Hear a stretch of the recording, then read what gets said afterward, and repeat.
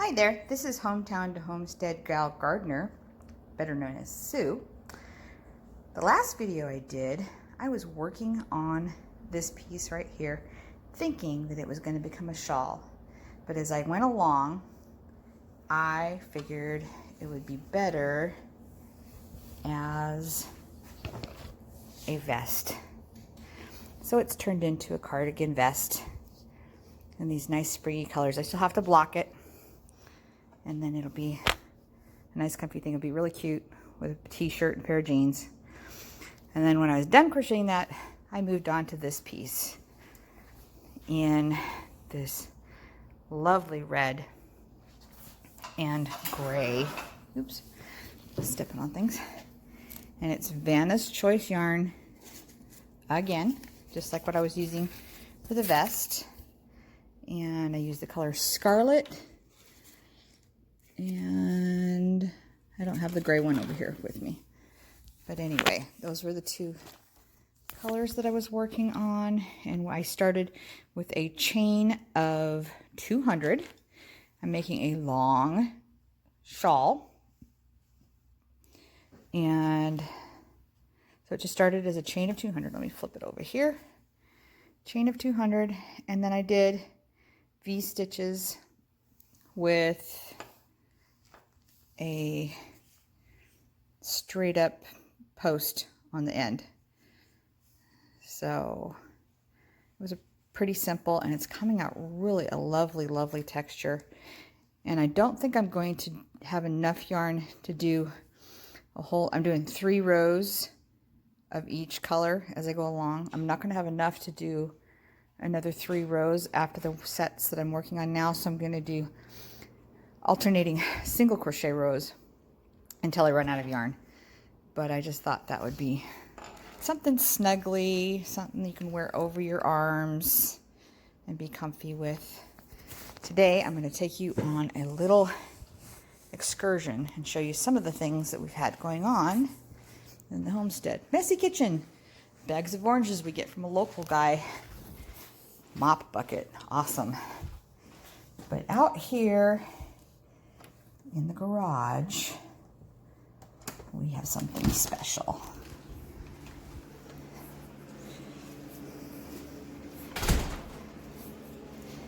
We have Mama Kitty. Let me introduce you to Mama Kitty. She was dumped at our property. Hi, she loves attention. And look at this cute little sniglet. What you doing to your foot, sniglet? That's the troublemaker of the group. There's 3 of them. Kitty babies. Kitty babies. Where's your little face? Oh, you're so cute. You're just so cute. There's a real fuzzy black one.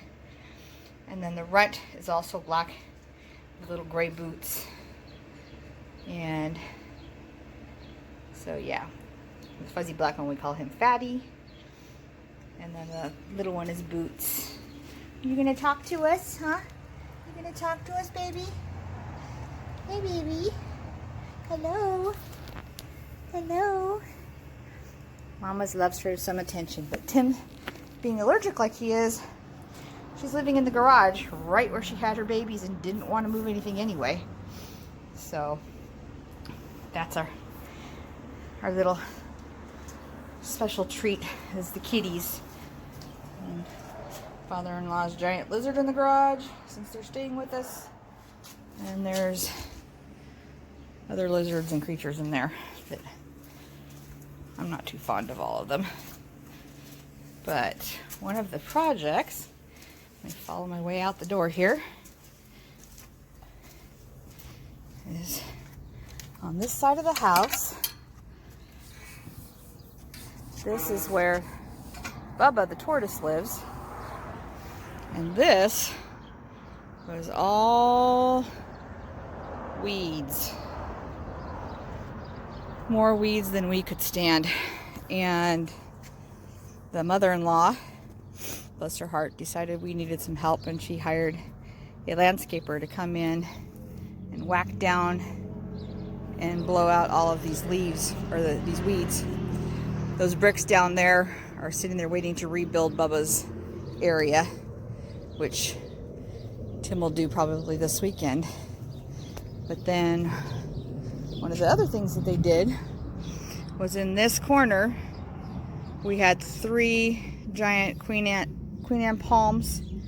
There was a pygmy palm there. There was a pygmy palm behind this purple.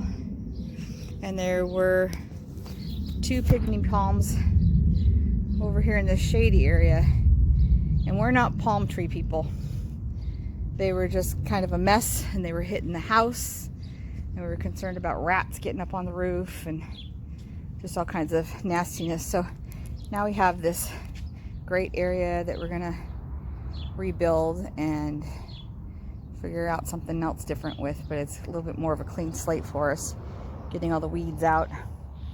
And this is just gonna be a nice area for us to restart with.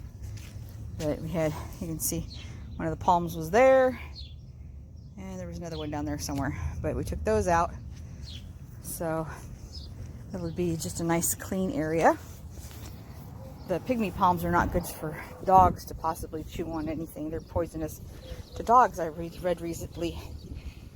And when the in-laws moved in with us, this entire area was nothing but weeds. And God bless her, my mother-in-law got back here with my husband and my father-in-law when he could, and they started pulling weeds out. And the gardener guys came out and they did the final blow and got the majority of the garbage up from it today. So we are back to a normal backyard instead of a weed haven. But I just adore this gigantic mesquite tree with its canopy. It's just a beautiful space.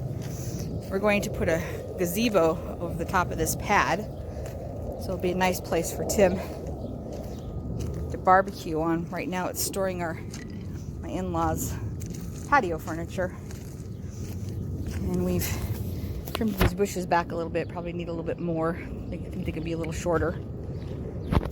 And then in the back of the casita, back here, all the way back around here, more weeds that got mowed down.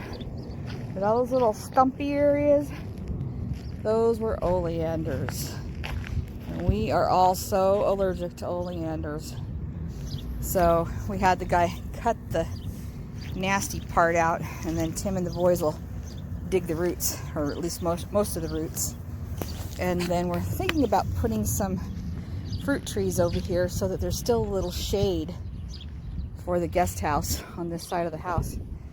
But you know, it's 1, 2, 3, 4, 5 huge oleanders that were pulled out, and we're so thankful to have those gone. And that was a big thing for Tim to not have to do. Nice little pine tree here. The birds love it. And then here's the parking area where the kids use to park that live in the casita. And there's what we're calling the Emily tomato plant in that bucket.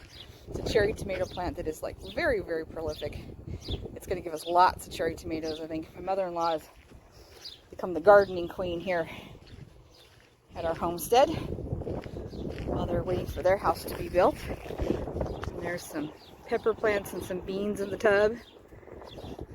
So that's going to be exciting to see those come up. And hubby had built this fence. The tank is residing over here, or Bubba. Wrong tortoise, that's Bubba. He's the one that we got. It was the size of a quarter when we got him. And he's quite large now, huh, Bubs? Yeah, you're hanging out in the shade and you like it on the grass. It's a good thing. But hubby had put all this fencing up so that it protects the pupper dogs. Nice little gate. And we've got a couple of container garden containers here that we're hoping some seeds come up for. Those funny little white things sticking off the sides of the boards. I Here, I'll come up closer to them. These are solar lights, which are nice because they light up the pathway here, which is pretty dark at night. So we've got one in the middle and one on the end. And then there's one down at the end of the fence there, so it lights up the parking area a little bit. It's a good thing. And then, hi Bubba. How you doing, Bubba? My little desert cow. How you doing? You liking the grass? Yeah. Need to get the grass mowed again, but here's the outside of the screen room. And then on that end, the jacuzzi tub is in there, which has been wonderful for my fibromyalgia. This is another thing that mother-in-law is really good at. She's got these beautiful hanging baskets that we get to enjoy. And look at that community pot of succulents. They're gorgeous. She grows beautiful succulents. And we've got squash. Got some fruit set in there. Some blossoms. I'm not sure if there's zucchini or if there's summer, you know, the yellow crookneck squashes. It was kind of a volunteer. We're waiting to see what comes up. More tomatoes, and there's some onions in there. Well, somehow I lost the rest of my garden tour, showing some more tomato plants and some sage. And mother-in-law planted a big round tub we've got that had an orange tree in it that did not survive. And that's all full of all kinds of herbs and stuff. And just basically the property's gotten cleaned up again and not so overwhelming with all of the weeds and all the yuckies. You can hear our daily air show from Luke Air Force Base in the background, along with some of the cars going by. Gets a little noisy in the afternoon sometimes. And it's running about 102, 103 degrees right now in the beginning of May. It gets stinking hot out here. Sitting out on the patio, we've got ceiling fans up now, so that makes it a little more tolerable to sit out here when you just need to get some air and nice comfy spots to sit. And moving right along, I'm hoping to continue to post some more videos on our progress. We're wanting to build some more garden beds and get chickens eventually, and Tim's got to rebuild Bubba's pen area, and he's going to build a gazebo over his barbecue area, and we'll see what else. It'll be interesting. But thanks for coming along with my little walking tour and what we're up to today. Until next time, this is Hometown to Homestead Gal Gardener. God bless.